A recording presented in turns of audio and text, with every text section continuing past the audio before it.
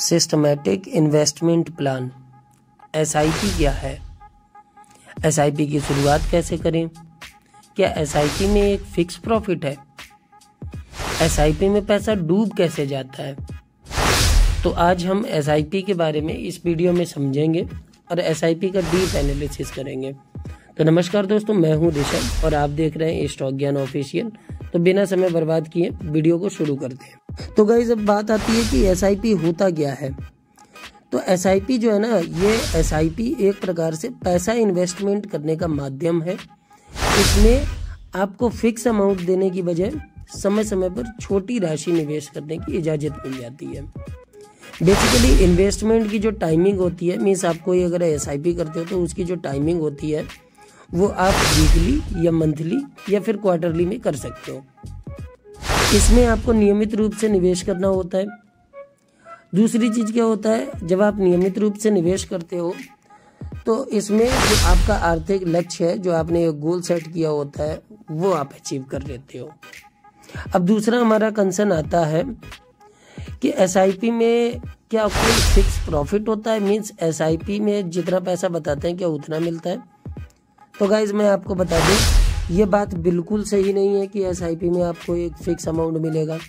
ये बढ़ता भी रहता है और कम भी हो जाता है। अभी मैं आपको वीडियो में बताऊंगा कि ये कम कैसे हो जाता है। तो सबसे पहले तो गाइज आपको मार्केट कैपिटलाइजेशन समझना पड़ेगा कि मार्केट कैपिटलाइजेशन कैसे होता है। आप कैसे किसी कंपनी को आइडेंटिफाई कर पाओगे कि ये बड़ी कंपनी है या छोटी कंपनी है। अभी देखो, आपको स्क्रीन पर ये दो कंपनियां दिख रही हैं, एक जोमेटो है और दूसरी ब्रिटानिया है। अब आप जोमेटो का शेयर देख सकते हो और ब्रिटानिया का शेयर प्राइस देख सकते हो। तो आप ये कैसे कंफर्म करोगे कि कौन सी बड़ी कंपनी है। तो बेसिकली जो लोग करते हैं ना, वो यही चीज़ देखते हैं कि यार ये वाला शेयर तो देखो ये इतने पे बैठा हुआ है और दूसरा वाला शेयर इतने लो पे है। तो आपको ऐसे नहीं करना है। इस टाइप से आप मार्केट कैपिटलाइजेशन नहीं समझ पाओगे। मार्केट कैपिटलाइजेशन को समझने के लिए आपको जो कंपनी का शेयर है, जो आउटस्टैंडिंग शेयर है, वो देखना पड़ेगा। अब देखिए, जोमेटो का जो आउटस्टैंडिंग शेयर है वो आपकी स्क्रीन पर ये रहा, ये देख सकते हैं। और ब्रिटानिया का जो आउटस्टैंडिंग शेयर है वो ये है। आप गूगल पे करोगे तो आपको गूगल पे भी मिल जाएगा। अब जोमेटो का जो अभी शेयर चल रहा है वो शेयर का प्राइस ये है, ठीक है। और जो ब्रिटानिया है, ब्रिटानिया का शेयर प्राइस ये है। तो आप अब कैसे निकालोगे, कैसे पता करोगे कि कौन सी कंपनी बड़ी है कौन सी कंपनी छोटी है। तो जो टोटल आउटस्टैंडिंग शेयर है ना, आप इनसे शेयर प्राइस को मल्टीप्लाई कर दो। जैसे ये जोमेटो का है, जोमेटो का आउटस्टैंडिंग शेयर ले लीजिए और इनटू जो अभी करंट शेयर प्राइस है ये ले लीजिए, ठीक है। टोटल किया तो टोटल आपके सामने ये बैलेंस आया। इसी टाइप से अब आप ब्रिटानिया को ले लीजिए। तो ब्रिटानिया का जो आउटस्टैंडिंग शेयर है वो ये है और इसमें मल्टीप्लाई कर दीजिए जो अभी इसका करंट शेयर चल रहा है उसके साथ। अब देखिए, अब आप डिसाइड करिए गाइस कि बड़ा शेयर कौन सा है, मीन्स बड़ी कंपनी कौन सी है, ब्रिटानिया बड़ी कंपनी है या जोमेटो बड़ी कंपनी है। तो मार्केट कैपिटलाइजेशन को आपको समझना बहुत इंपॉर्टेंट है। जब आप मार्केट कैपिटलाइजेशन को समझ पाओगे उसके बाद में ही आप किसी में SIP करोगे तो आपको प्रॉफिट होगा। तो गाइज इस चीज़ का ध्यान रखिएगा, हमें किसी भी कंपनी के शेयर को देख के कंपनी को बड़ा या छोटा नहीं समझना चाहिए। अब कैसे कंपनियों को मार्केट कैपिटलाइजेशन के थ्रू इंडियन स्टॉक मार्केट में क्लासीफाई करते हैं, तो वो मैं आपको बता देता हूँ। तो मार्केट कैपिटलाइजेशन जो है वो एक कंपनी के साइज और टोटल वैल्यू को कैलकुलेट करती है। मीन्स दोस्तों, मार्केट कैपिटलाइजेशन होती है कंपनी के टोटल मार्केट की वैल्यू। तो मार्केट कैपिटलाइजेशन को इंडियन स्टॉक मार्केट में 3 भागों में डिवाइड किया गया है। 3 भागों में इसको क्लासीफाई किया गया है। कैसे? स्मॉल कैप, ठीक है, मिड कैप और लार्ज कैप। तो स्मॉल कैप जो होता है, स्मॉल कैप वो कंपनियां होती है गाइस जिनका जो है वो शेयर 5,000 करोड़ से कम होता है।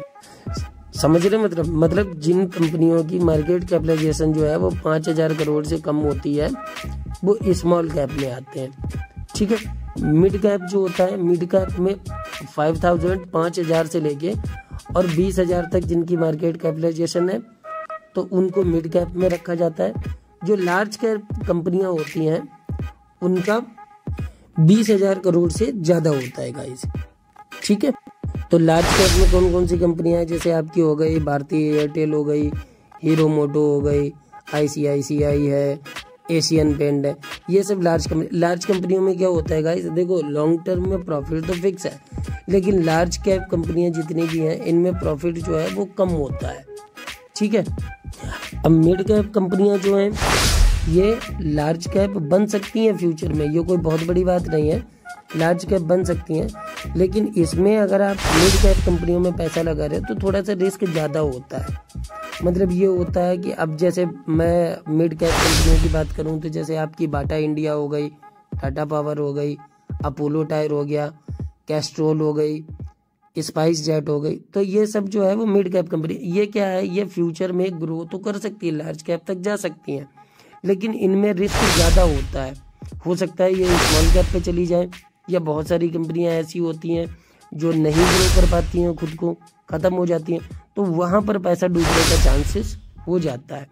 उसी टाइप से जो स्मॉल कैप कंपनियां हैं, स्मॉल कैप कंपनियों का 5,000 करोड़ से जो है वो कम का मार्केट कैपिटलाइजेशन है।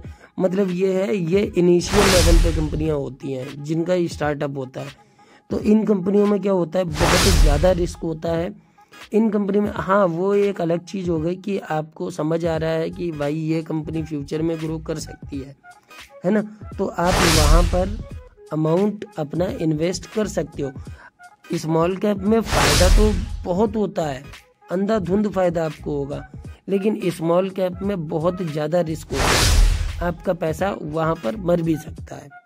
तो गाइज पैसा आपका है, सोच समझ के इन्वेस्ट करिएगा जहाँ पर भी आप इन्वेस्ट करेंगे। अगली वीडियो में हम कवर करेंगे कि SIP करते समय आप किन किन चीज़ों को चेक कर लीजिए, आप किन किन चीज़ों को आपको चेक करना चाहिए, ठीक है। तो अगर वीडियो अच्छा लगा हो तो प्लीज़ वीडियो को लाइक करिएगा, अगर आपको लगा हो कि मैंने अच्छी इन्फॉर्मेशन शेयर की है तो प्लीज़ चैनल को सब्सक्राइब कर लीजिएगा।